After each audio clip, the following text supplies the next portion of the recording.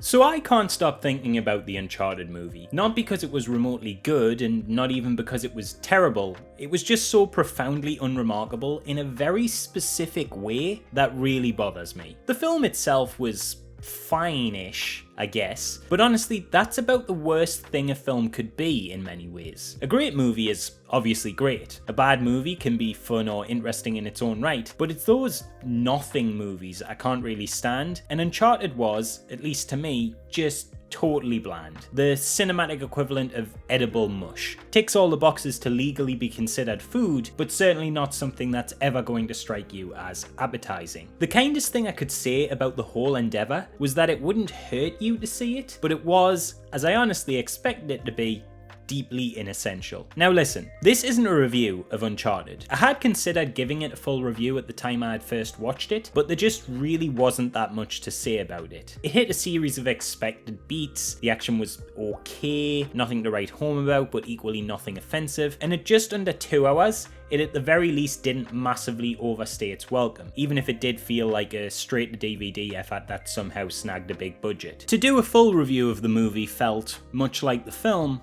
kind of a pointless endeavour. There were certainly things I could comment on. To give you my quick abridged thoughts on the matter, I could have talked about how while the cast are perfectly serviceable as actors in their roles and delivered the material they were given to work with just fine, they still feel completely out of place. Never really once spare a few incredibly fleeting moments feeling like their video game counterparts. Mark Wahlberg's Sully here is especially horribly miscast, not at any point bringing so much as a hint of the fun uncle type warmth that made his video game namesake such a fan favourite character, and instead feeling like, well, like Mark Wahlberg turned up for a paycheck. I could have talked about how in attempting to capture the tone of this once grand globe-trotting adventure, the film chose to set one of its key action scenes in a massive advertisement for Papa John's. Wow, really feel like I'm discovering whole new worlds there. I could criticise how they never really used the Uncharted theme correctly, which sounds like a minor nitpick, but struck me as a particularly odd creative decision considering how iconic that music is to the franchise. The theme hits, I think, only twice during the movie's runtime, but in both instances, it is an extremely brief and a far more subdued take on the iconic tones of that brassy orchestra which accompanied every one of the game's startup screens and had you feeling so ready for an adventure. I could even talk about some more positive things, like how I felt that the silly but kinda fun last set piece came sorta close to capturing some of the source material's sense of grand adventure, or how actually one of the cast members, specifically Sophia Taylor-Ali in her portrayal of Chloe, I actually thought was a good fit that felt like a different take on the Chloe of the games introduced in Uncharted 2, but still managed to capture a lot of her edge in a way I felt the rest of the cast fell short. I could have talked about these things and more, but honestly, my heart just wasn't in it, so I didn't. I felt myself forgetting the movie almost as soon as I left the screening. Tiny highlights and odd low points like the ones I just mentioned stuck around in my head a little, but the rest of the film just faded into an inoffensive blur of beige. And yet, here I am, over a month after seeing what I consider to be a totally banal piece of media, and for some reason, a little gremlin itch in my brain that's never really left me since that first viewing has made me feel compelled to talk about it now. Again, I don't want to review the film, that's not really what I'm here for today. The question I want to ask to scratch that itch is not, is the film any good? It's, why do we even have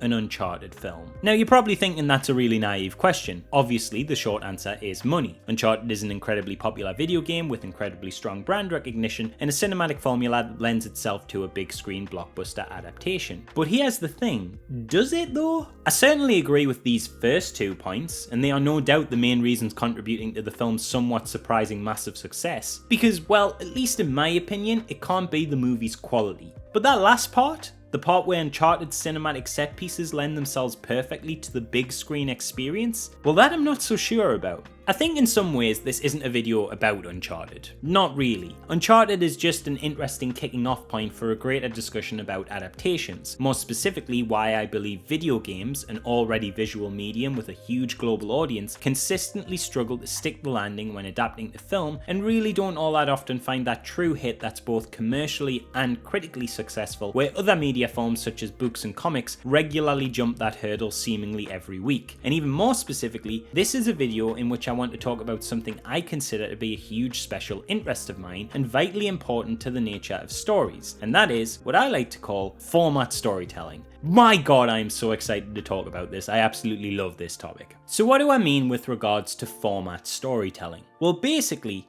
it's just using the tools of the format your text is delivered in a way that plays to the strength of that format when telling the story. So a really basic example would be if someone has an idea in their head, they might think, this is too long for a screenplay, it should be prose. Or they might have a really visual concept and think, well, this probably doesn't work as a novella, but it could be a really interesting animation. I'm personally a firm believer that every story has a way it's meant to be told. That's not to say that stories don't work in multiple formats, it's just that I believe that for a very specific version of a story, there is also a best delivery method for that version. Be it, a film, a game, TV show, comic, poetry, prose, artwork, an ARG, an urban legend, an album, a stage show, whatever really, you get the idea. And that's because every single format has very specific strengths over other formats. Film has visuals, for example, where novels traditionally don't, but the written words also gives a lot of time to explore things like the inner dialogue of characters, add descriptive elements to their emotions. And yes, maybe a film or TV show can achieve emulation of some of that, like you could give a character narration, for example, but it's not the same thing. And when you're adapting a book and characters just read every line of the source material verbatim in internal monologue, it would get old quite fast. What works in a book might not work in a film, and vice versa. But the same can be said for a comic and a TV show, a poem and an animation, even a digital painting versus a traditional one. Each format has its strengths, and some of the biggest masters of a format are constantly leaning into those strengths. We see it all the time in cinema, how Edgar Wright uses the frame of an image, what's in and what's out of it, to create comedy. How Scorsese here used the Steadicam in Goodfellas to create this masterful one-shot which doesn't just paint this vivid romanticized picture of the appeal of a life of crime as seen through the eyes of a first date, but also tells us so much about this character and his power and place within his community. How Spielberg works with his DOPs to use colour and lighting to create these striking, iconic and mood-setting silhouettes. We take this stuff for granted because it's just cool shots in films, and we've really kind of in the grand scheme of things adapted and evolved the language of cinema in a super quick manner, to where when this stuff is seen,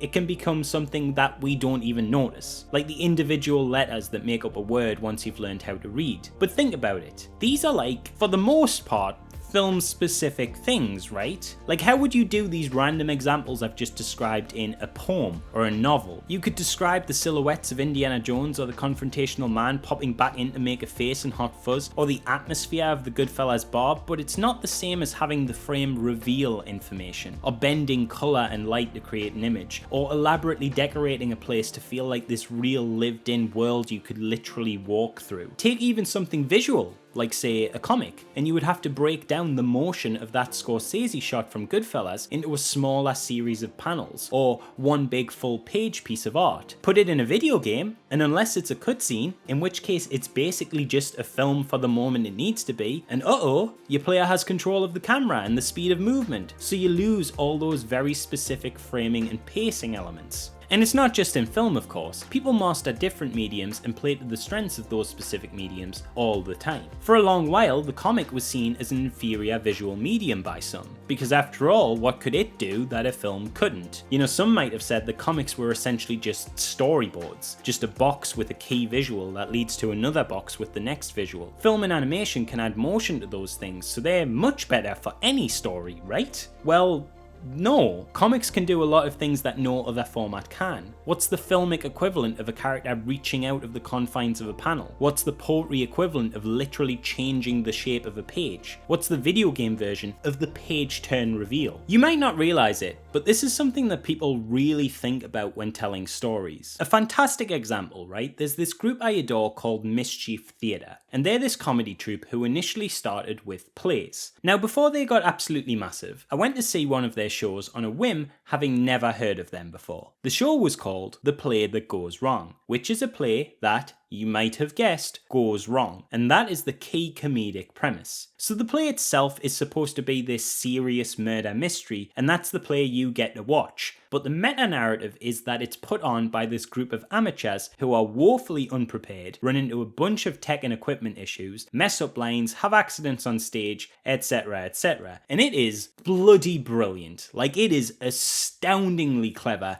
and creative, and the mileage they get out of this concept for jokes is unbelievable. I was skeptical going in, the core concept sounded a bit too winking at the audience, but I left a lifelong fan. And what's important to note here for the purposes of this video essay, I guess, is that this play could only have been a play. The story does not work in any other format. The jokes cannot be structured the same. To give an example, before the play even started, we were already engaging with part of the play without even knowing it. As everybody was queuing up in the lobbies and grabbing snacks, a member of staff was running around shouting, "Folks, nothing to worry about, but has anyone seen a small black dog in the building? We've had a report from someone that they've lost their dog and we're just trying to find it. Apparently it got off its lead and into the building. Has anyone seen it? If you do see it, could you please alert a member of staff?" And this all seemed like a peculiar but otherwise totally mundane and genuine occurrence in the context it was delivered in. That is, until much later on, when everyone has sat down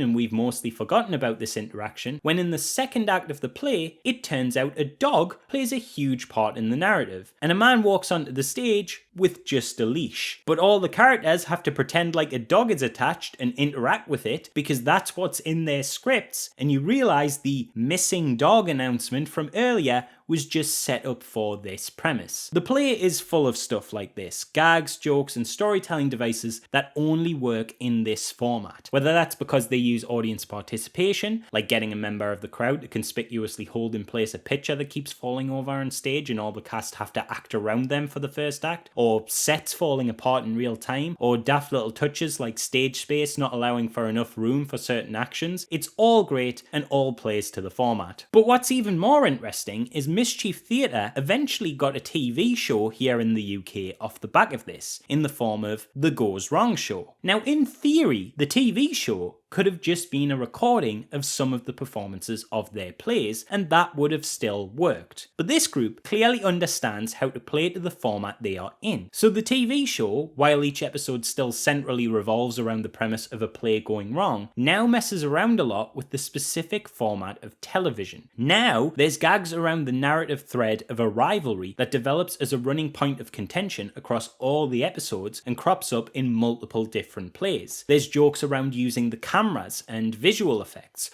or one of my personal favourites, there's a whole bit where an entire episode is based around the group trying to cram an overstuffed play into the much smaller BBC programming slot, meaning they have to do the whole thing at a breakneck speed. The medium in which you are delivering a story can be as important to the story as the narrative itself. The example I always jump to as an indicator of just how creatively you can interweave story and format is always the graphic novel Watchmen by Alan Moore, and for a very specific reason. This thing is a straight up masterclass in format storytelling. It does so much with its medium. Even the speech bubbles here tell a story. Where most characters have the standard speech bubbles you'd come to expect in any comic, other characters have special ones that give insight into their characterization and their place within the narrative. Rorschach, the violent anti-hero vigilante absolutist, has his dialogue appear in these wavy, chaotic lines to reflect his mental state, except for in a flashback chapter where he's seen to have traditional dialogue balloons, as this occurs before traumatic events that would later unfold in his lifetime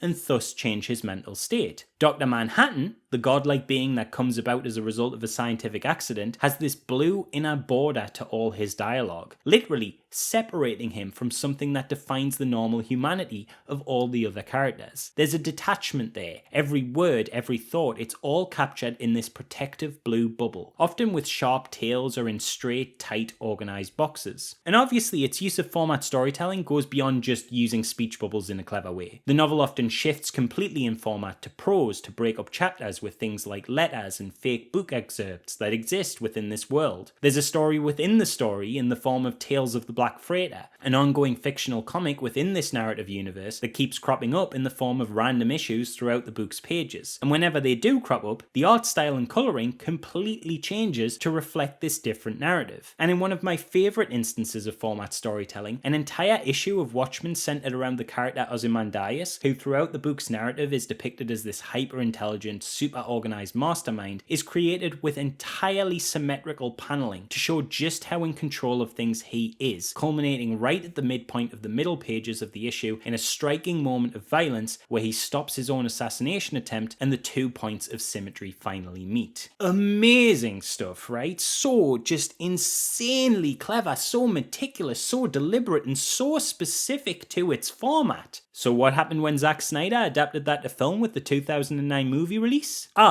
It's just a slow-mo action scene. So here's the thing about Zack Snyder's Watchmen adaptation, and before you think I've gone wildly off topic with Uncharted, don't worry, this is all going to loop back, I promise. Watchmen, except for the changes to the ending, the cutting of a lot of the prose stuff, and the dropping of Tales of the Black Freighter from its runtime, yes, I know there was an animated tie-in movie, that's irrelevant, it's not in this film. Apart from those things, Watchmen is an incredibly faithful adaptation of its source material, almost to a fault. Now let me just say, right ahead of any comments from his stans, I do not think Zack Snyder is untalented. In this film, he manages to often create one-for-one, shot-for-shot remakes of a good chunk of the major panels from that book, with almost identical framing and his clearly defined style in mind. If his aim was to painstakingly recreate the images he read with motion and in his style, which I do believe to an extent it was, then he completely succeeded. But Watchmen was never just a storyboard. It was doing all these clever things with panel placement and speech bubbles and colour and fonts and format changes and a million other things. But when we look at the film adaptation, there's no real filmic replacement for that. I guess you could argue that slow-mo is a very cinema-specific quality, and maybe Snyder, when adapting this foiled assassination scene, is playing with speed in the place of symmetry. It doesn't sell the control quite as well, but it's something, right? Well,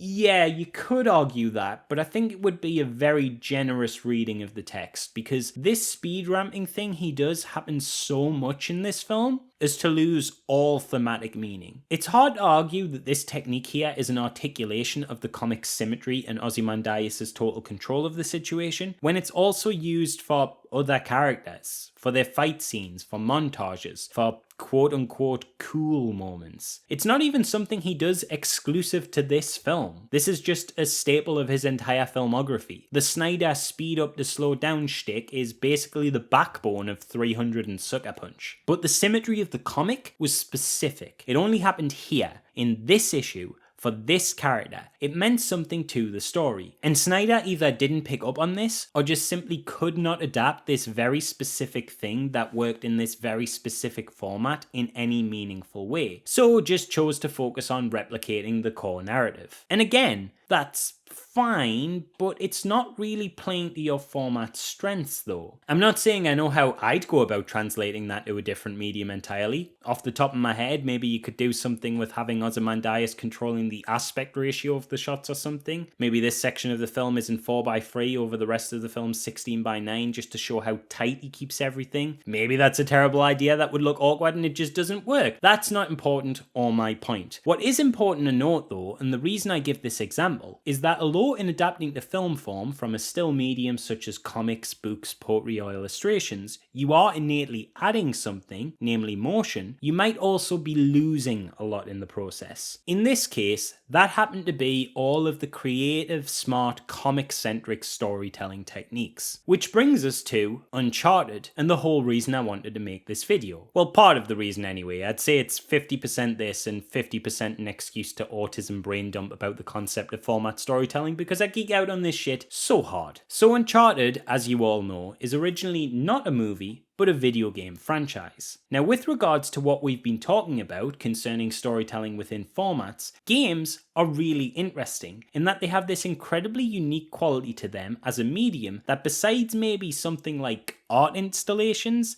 they are, generally speaking, the only storytelling to have this be such a key component, and that is interactivity. Interactivity is so integral to the video game experience, some would even argue that it is in fact solely the interactivity that makes a game a game. It's the format's greatest trump card, but it's also why I believe it's so bloody hard to actually adapt one successfully. And I don't mean in the general sense of, oh, how do we even think about translating things like player choice to a film narrative? Because the answer is you don't. They're different formats. You should be playing to the strength of films when you make a film, not to the strength of video games. I just mean in the sense that you are starting off at a disadvantage. At least I believe so. And this is because traditionally whenever we adapt something to film, there's always a very obvious gain. Even if we lose some stuff along the way, we're always gaining something huge. If we're adapting books, songs, poetry, or even tweets, we're gaining visuals. If we're adapting from comics or illustrations, we're gaining motion. But when we adapt from a video game, we already have visuals. We already have motion, so we aren't making a clear and obvious gain, but we are losing interactivity. I mentioned this exact sentiment in my Hitman review a long time ago, but at its core, it basically simplifies down to books plus visuals equals movie, comic plus movement equals movie, games minus interaction equals movie. Uncharted as a game series understood the differences between formats because from its very base concept, it was made with an addition in mind. It's no secret that Uncharted as a game series is hugely influenced by the language of adventure cinema. Naughty Dog basically created and developed a formula for the games by looking at pre-existing movie material of globe-trotting adventure epics with charming roguish leads and said, but what if you were Indiana Jones? And this is why it kind of blows my mind that you would adapt it to a movie. Because as far as I'm concerned, the game is already an adaptation of a movie in of itself. Yes, the IP is technically original with unique if not heavily inspired characters, set pieces and locales, but while it's not an adaptation of a very specific franchise like say an Indiana Jones licensed video game would be, it's still very much an adaptation of the 80s treasure hunting adventure epics. It's Indiana Jones, it's Romancing the Stone, it's a little bit of the Goonies. It is the spirit of that period and style of filmmaking adapted for the video game form, and in that sense, as far as I'm concerned, adapting it back to a movie is kind of an act of folly. I mean, think about it. What is an Uncharted movie adding? The games are already filled to the brim with cinematic set pieces and cutscenes that more or less equate to a movie anyway, so all you're doing is removing the thing that is Uncharted's unique selling point. The point that this isn't just an adventure you watch unfold, but one you actively partake in. I totally understand why on paper, Uncharted is such an obvious choice to adapt for cinema, because on paper, there's very little work to do on it. The blueprints are there, the cinematic set pieces are written out and even somewhat storyboarded and pre-shot for you to copy. The character dialogue is bouncy and blockbuster-like. The entire narrative lends itself to mainstream franchise appeal. All that is totally true, and yet I feel like I'm crazy for saying this, but in my mind, that is almost exactly why you shouldn't do it. I just can't get over this idea that adapting Uncharted for a movie kind of misses the point of what makes Uncharted special. That it's a movie you can play. Like, am I wrong? Is that not the thing that blew everyone's minds back in the day when Uncharted 2 cemented the formula? Reading reviews from the time of its release, that certainly seems to be where the praise is generally heaped. This seems to be the core aspect of its identity that has had the most influence on the video game industry. This was its whole thing. To me, adapting Uncharted from video game to movie is to adapt an adaptation. It's like if a film got adapted into a video game and then for some reason we collectively decided it would be a good idea to adapt the tie-in video game retelling of an already existing movie back into a movie. This is some Street Fighter the movie the game shit, but in reverse. In adapting Uncharted, which in itself is already a format-switching adaptation of adventure cinema like Indiana Jones, which itself is kind of already an adaptation of the pulpy heroes of 1930s matinees, just shot through the lens of Spielbergian direction, you're just attempting to more or less make Indiana Jones again. Only we already have that movie, and like, Spielberg made that shit in his prime. You aren't beating it. In fact, the film we got We didn't even come close to Nick Cage's National Treasure, never mind our boy Dr. Jones. I remember this thought hitting me really hard in the third act of the movie. Minor spoilers if you care, but the film ends in a big climactic set piece where Tom Holland gets all fully suited up to look like the Nathan Drake we know from the games, and he's gunslinging and fighting a bunch of baddies while navigating two rusty old pirate ships full of treasure that are being airlifted across a tropical ocean. It was, for me, the closest the Uncharted movie ever got to feeling like its source material. It was big, bombastic, adventurous, and I spent the whole sequence thinking, God, I really wish I could play this. This would be a really fun video game sequence. And therein lies the problem, at least for me. It seems that when making an Uncharted movie, the team behind it have this terrible problem. You see, everything is a remix to some extent. Uncharted is a video game remix of 80s adventure flicks, which in turn were a modernised remix of 1930s matinees, which themselves were often adapted from even older novels and pulp fiction like Zorro, Flash Gordon or Robinson Crusoe, the latter of which is literally hundreds of years old. But the Uncharted movie isn't a remix. The Uncharted movie is a cover song. There's a real rock and a hard place problem when making Uncharted into a movie. If you recreate elements of the game faithfully, then the question is, why? What is gained from this? It's always going to feel like just a cover version of an already pre-existing cinematic occurrence that people have a greater affection for. But on the other hand, if you make something original for it, then you're deviating once more from an identity you're already somewhat losing with the loss of interactivity that makes the series so celebrated. And even if your new creative vision is super cool and fun and entertaining, because of the Uncharted name tie-in, you're always going to unintentionally draw attention to the fact that it would be more fun if it was playable. The Uncharted movie we got certainly didn't work out the solution to this problem. And while it's been big and successful enough to warrant a sequel, I'm afraid I personally have no faith in that changing anytime soon with further titles. Director Ruben Fleischer stated in a promotional video for the movie that if he got a chance with a follow-up film, he'd love to recreate Uncharted 4's iconic chase scene, stating that, "I think the greatest car chase ever filmed in any film or anything was in Uncharted 4. I've done plenty of car chases in my career, but that car chase is unparalleled." And look, don't get me wrong, I'm not here to knock Fleischer. Dude made Zombieland as his feature debut. The guy is clearly a talented man. And he's obviously a big fan of Uncharted who's passionate about the source material. But I can't help but feel slight trepidation at his language there. Recreate. His genuine desire seemingly from this sentiment is to regurgitate this pre-existing media just in a slightly different visual format. And look, sure, this car chase would be an impressive feat to replicate with live action performers. I'm not saying this is cheap, lazy or low effort or anything like that. It's by no means a simple thing to pull off. But if by your own admission the already existing form of this car chase is the greatest car chase ever filmed, then what do you really seek to achieve by replicating it in a different format? Is the intention to improve upon it, change it in an interesting way, or just recycle it? Because the terminology used here suggests more the latter than the former. And look, I have played every Uncharted game to completion. I am one of the 7 people in the world who still owns a PlayStation Vita, which I bought just for Golden Abyss. I should be either this film's most captive target audience or its biggest nitpicking critic, and I find myself being neither. I find myself simply not caring. The Uncharted movie is not for me, but I don't think it was ever going to be, because in adapting to film it loses a core aspect of its identity. And no matter how well they implement everything else I love about the games, which to be honest, they did not manage to do in most regards, but even if they did, that tangible loss of one of its key appeals, an appeal that simply cannot be replicated in film, will always be substantial. And that's frustrating. I feel like we're going the wrong way with a lot of adaptations. A good video game adaptation isn't undoable, of course. It felt like it might be for a time, but we finally seem to be cracking it. And you know what's interesting though? The recent efforts of story-centric and quote-unquote cinematic franchises that are being adapted, you know, your Uncharted's, your Tomb Raiders, your Assassin's Creed's, your Max Payne's, they all fall short, both critically and with general audiences. But the ones people are really liking, your Sonic the Hedgehogs 1 and 2, your Detective Pikachu's, and what is for me the absolute holy grail of high quality when it comes to video game adaptations in Arcane,